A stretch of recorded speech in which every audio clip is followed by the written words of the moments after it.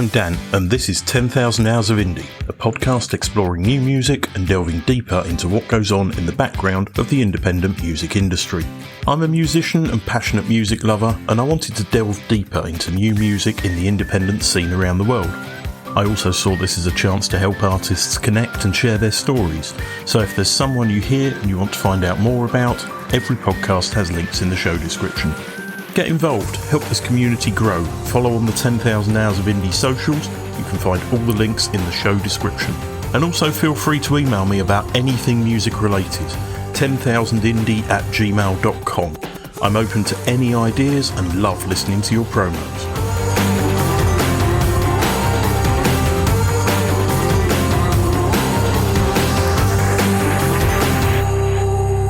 Mad Kitten are a noise punk band based in Strasbourg. With only 2 singles released so far, they are relative newcomers to the scene, but their music sounds like they've been doing this for a while, so we decided to have a chat. Hi, welcome to the podcast. Hello, Dan. So nice to be here for the Hours of Indie. So, Mad Kitten, there must be a story behind this name.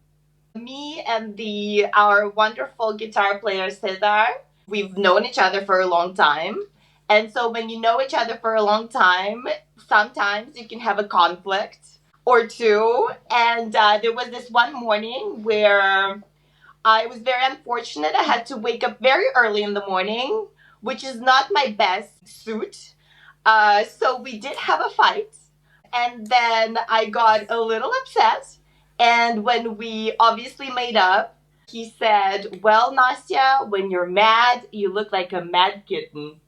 And we looked at each other and we thought, wow, that's an interesting band name. And so then we thought we didn't fight for nothing. So you are the Mad Kitten, basically. Yeah. But yeah. Okay. Did you know that there's actually, or was, another band from France called Mad Kitten? We'll see that on YouTube. Yeah, and they've actually got a few less follows than you on Instagram as well. Interesting. You know, in nowadays, it's just so difficult to find something that hasn't been said or done, you know? So we went for it anyway. But the interesting thing was that we went to this library after, you know, the band was named. And then we were reading this book on noise and noise rock and everything, noise punk. And then, of course, we read about Kim Gordon's Free Kitten. And we were like, well, this is going to be just like a little wink to all the kittens. And they're all cool kittens, so we're in good company. So how did you all meet and decide to form the band? It was really, really fast at the beginning, I thought. It's been like 1 year now, on this month, precisely. And it will very fluid, you know, because they knew each other, and it's not the same case for me. It's been 3 years now since I'm in Strasbourg. About 2 years ago, I discovered the bar called the Local, and it was a pretty good place. Yeah, very legendary place here. Yeah, the meeting was really in two different chapters, because me and Cesar, we knew already each other before. It was a very interesting thing where there was a kind of get together in a also great bar in our city, and it was really specifically around music and everything. But we saw each other, and it was interesting. He was wearing a Sonic Youth t-shirt, so the very first conversation was around that, and then we discovered we liked the same bands. And then we were friends for a long time. I had another band at the time. Then that other band that I had split up, and 2 seconds after I learned that it was over, the first person I called was Cesar, because we always wanted to play together, but there was never really this creative space to do it because we were all so busy. And when I called him, he said, well, maybe this is time for us to do something together. It was really like one of those lessons in life where when something ends, often it's to leave place for something even better and more exciting. So that's how that was. And then we started playing together. And we needed a drummer at some point because in the beginning we didn't want to put any pressure on it. We were like, let's just play and see how it goes.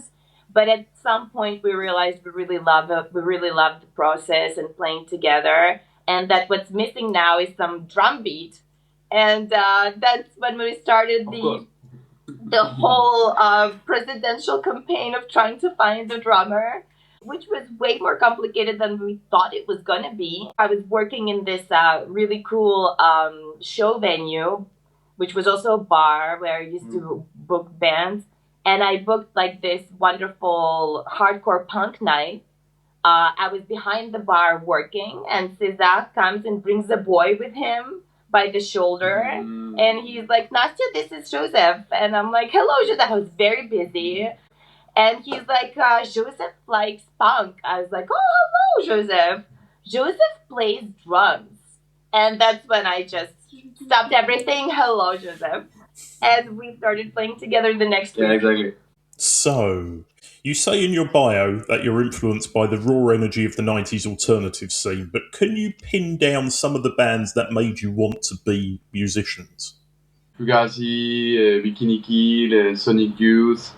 For me, it's like the three principal... The bass, yeah.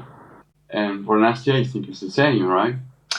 Yeah. When I was younger, it all started with Hole and PG Harvey, the two first albums that were incredibly punk and grungy. And then later Sonic Youth and Bikini Kill and Fugazi. But I think that, the fact that when I used to listen to PG Harvey and Hole and Bikini Kill as well, it seemed kind of like doable. Because when I later listened to Sonic Youth and fell in love with it and Fugazi, it seemed so sophisticated and so impossible to just do by myself. That gave me this fascination. But the fact that I really actually took the guitar in my hands was this music where I felt like I didn't know how to do it, but it felt like, I mean, it seems like I could maybe give it a try. Yep. It was more like the old classic hardcore punk band, like the first of all, like the Dead Kennedys or Minor Threat or Cycle Jacks and all of this kind. Your music's high energy and in your face. Was that always what you planned to do with this project? It's an evolution, but yeah. When we started playing with César, we decided we're just going to see how it is, see what happens, because, you just don't know what's actually going to happen. And we knew we wanted it to be punk. We just knew the kind of feeling that we wanted to have and for people to have when they would see us play. And so we knew it had to be high energy. We knew it had to be fast. We knew we were looking for a drummer who liked to play punk beats fast. And keep it simple also. Yeah. Effective, yes. And then it was very interesting, because we started playing, we created the few first songs, and then we stopped a second, and we were like, okay, they're here, the songs are here, and it sounds okay, it sounds good, but is it what we want to do, really? And that's when we realized we wanted to be more in your face than that, and we just let ourselves go. Booked, a rehearsal space because we used to play at home, and we were like, no, we need like the actual space to make noise and everything. And that's when you realize that we're actually really, really going in the direction where we want to go. So last month you released your second single, Stolen. Tell me about it. Stolen is really, it takes that that heritage of noise and punk and mixes it up together, I find. It was created very early on, I think, when we started playing. Yeah, one of the first for me again, and so for you. Yeah. I remember this moment when Nastya and with Joseph we were trying to develop the idea. I mean, it's just my version, right? In my mind, it was like we have to level up the pressure. He told me about the image he had for the guitars in Stolen, that it made him think of, when water is about to boil. Yeah. Like an old boiling machine, you know. Yeah, kettle. Yeah, because I'm come from Chile. I'm from Chile, and over there we still use fire, you know. And this all the thing. There's a moment it starts to make a sound, you know. Yeah. This kind of sound, it starts to level up, and there's a moment it explodes. So for me, storying is like that. It's a kind of tension. It starts to level up, and a moment it just everything boils. That's a good way to describe it. Obviously, you're still new to writing together, if it's only been a year. But what has been your process for creating music so far? Does somebody come in with a riff, or do you have a line of lyrics, or how does a song start and how does it develop? It's been different for different songs, and it's true that like the first kind of chapter of it all was me and Cesar together looking desperately for a drummer. So these songs were born with us just playing, actually. For example, a song like Stolen was something that Cesar starts, he has this way with the guitar, which is just, beyond the words that I can find. And everything just stops and everything comes to life. And I get this feeling of, incredible potential. And then we build it up together from there with his sense of just, guitar magic and my sense of structure or progression of a feeling, and that's how it all comes together. And then these songs that were already there, we kind of, gave to Joseph, like, do you like it? Do you. Yeah, for me on the drums, for the first of these songs, it was pretty much like just adjustments and some parameters like that. And at the end, we'll see, because we had already a bass on the drums for the first song before I arrived. So yeah, it was just adjustment like that. It all came to life with when he joined us, and we got the drums to it. But very often it's like that. It's Cesar's just incredible, guitar magic. I have one funny story with Lie to Me though, because we were in a rehearsal studio with Cesar, and he likes to play drums sometimes. Joseph wasn't there, and he was asking me to play some guitar riffs, so that he can just have fun and play the drums. And so I give him, one guitar riff, two guitar riffs, three, four, and then he goes like, "Come on, more, give me more guitar riffs." And I'm like, "Well, Cesar, I'm not, Mozart or funk. I at some point, I don't know, like what kind of riff to give you anymore." He's like, "Oh, whatever, just try." And I think the sixth one, when I was already very desperate and thought I just can't come up with anything else, that's when Lie to Me came around out of nowhere. Okay, how about lyrics? Is that all down to you, Nastia? That's the only thing where I'm by myself. I was listening to a lot of the podcasts that you've done, and I was listening to one with Bureau de Change, who are great and amazing, who I hope we're going to meet soon, actually. And I resonated with what she was saying, which is, it's kind of weird, like, and one of the guys in the band was saying that, like, yeah, we all have our instrument, and we can make suggestions but not necessarily say what to do, and they leave me very free with it, and I've always been fascinated with the way words participate to a song, the way they're used, the way they're manipulated in the melodic way of it, in the energetic way of it. And I'm very, very, very passionate about that part of the process too, yeah. Why did you choose to write in English and not French? That's a good question. I was born in Russia, but I lived most of my life in France. But I learned English before French. It, for some reason, always was something very natural to me, the English language, which is one of my favorite languages. I find it simple and melodic. And my whole life I've been listening to music in English. Yeah. And it's just kind of like a natural flow. Yeah, that makes sense. Moving on to the social media side of things. So I've checked out your YouTube. So far, there's no music videos. Is that something you're planning to make sometime soon?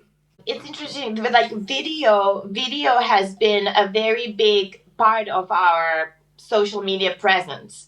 I don't know if you've seen on YouTube or on Instagram, we put up montages of our shows. Yep. And to me, what's important, and I feel like we're really like on the same page, all three of us about it, is that there's as little things as possible that are sort of like designed.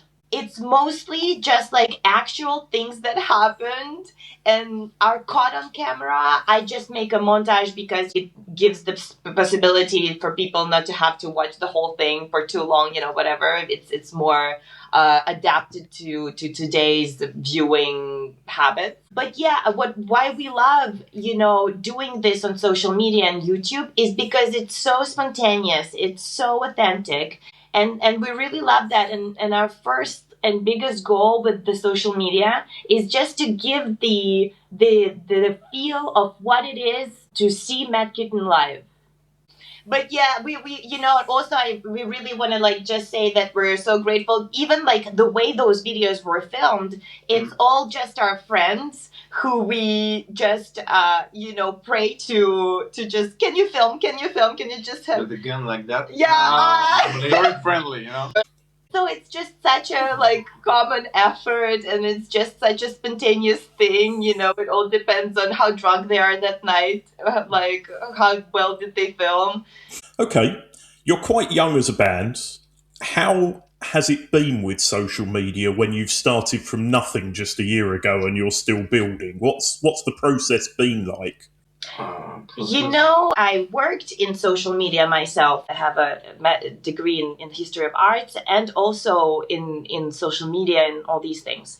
And I always said when I started would work in these fields, I'd say, we can do social media, but we're not going to do it like on your table. You know what I mean? We're not going to talk about the wall in your bar or whatever, in your venue. We're going to have to talk about something that's actually interesting to people. And so our social media, it's always been about like showing what actually happened. What is it live? What is the energy? What are people, how are people living through this experience? So since it's the consequence of actual real life, the real like subject here was that we got really lucky from the beginning that we started playing a lot right away. Yep.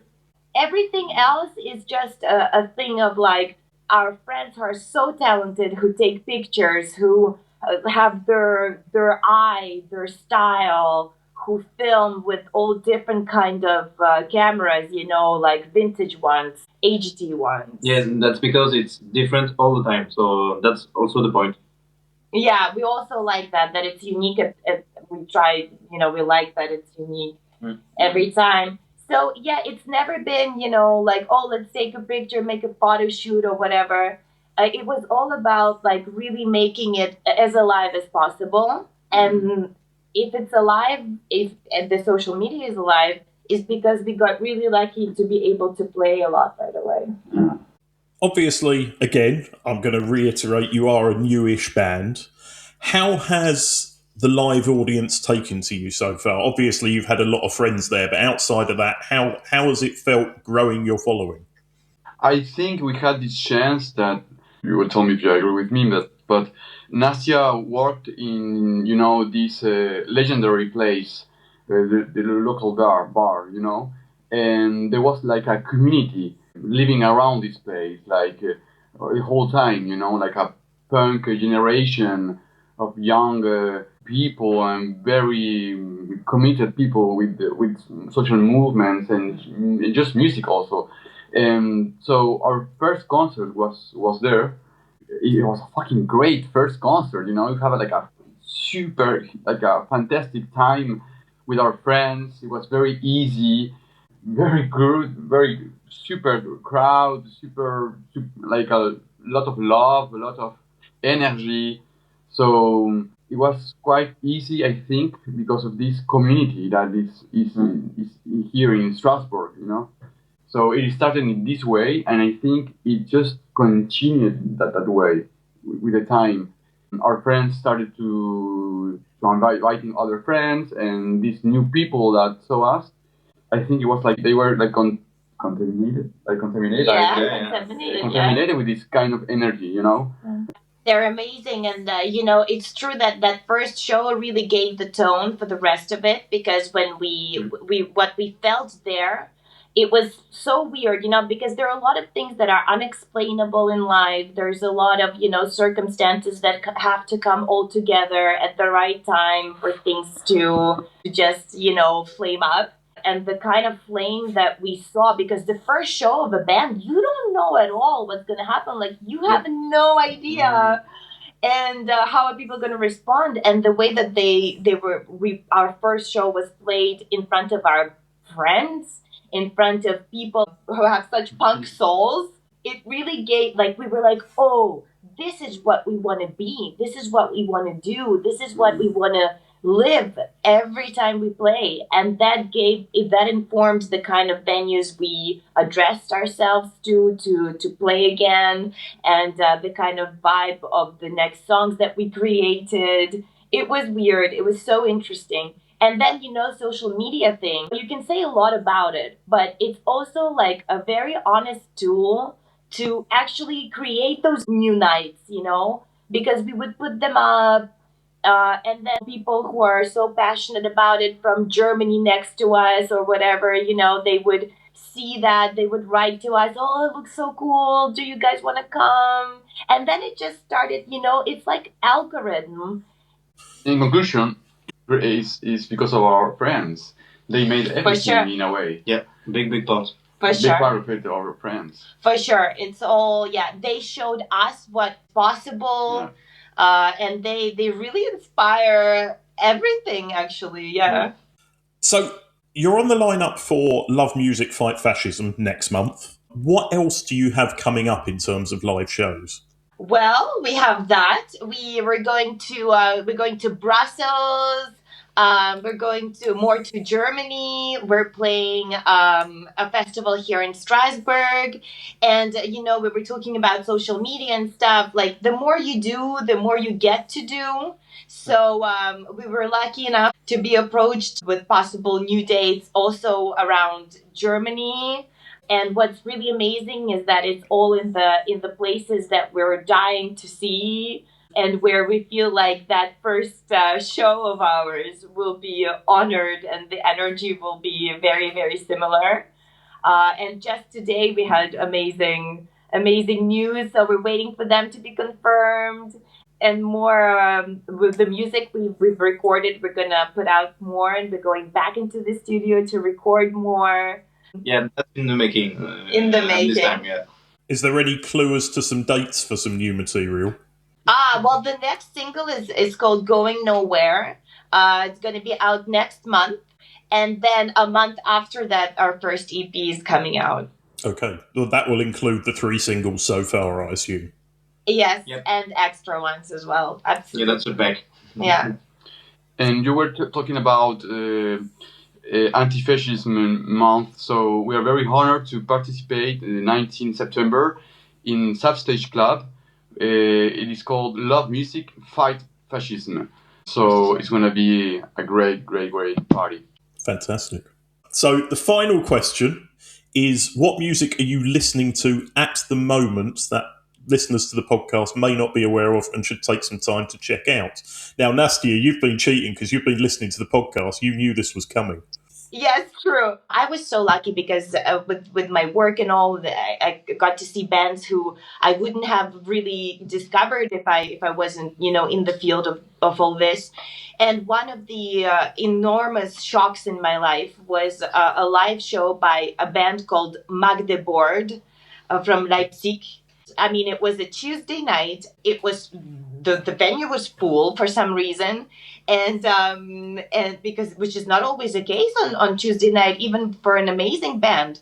And when I first heard Magdeburg, I was with César, and I said, "Can you hear what's happening?" I was just shocked, and I listened to them ever since. And the live show was like a trance, like a collective trance. So Magdeburg, a French band called Pamplemousse, who we played with, they're from Metz. They also come from the noise punk heritage. And I would add another 5 minutes, which is a screamo band. We all really love screamo. A local band. A local band from our town. Yeah. Just an experience of transcendence, I would say. You should check them out live. They are amazing. With that questions, I always say a group of friends of mine who call Losing Patience. It's a hardcore band who is in Toulouse, in south of France, and it's really really cool. It's very classic, very like a mix of trash and hardcore. Some noisy, very noisy part also. So it's really really interesting if you want to see. Okay. And nowadays, I'm listening back to like an old screamo emo violence band from the 2000s. It's called La Kitten. It's an Italian emo violence band. I don't know. I see myself listening to it like very very often these days. So for people wishing to find out more about Mad Kitten, you can find them on social media on Instagram, YouTube, Bandcamp and Facebook. And the latest single, Stolen, is out now on all streaming platforms. Thank you for joining me, all of you. It's been a pleasure, and good luck with all the upcoming shows. Dan, Thanks thank again. you so much. We're so happy to talk to you.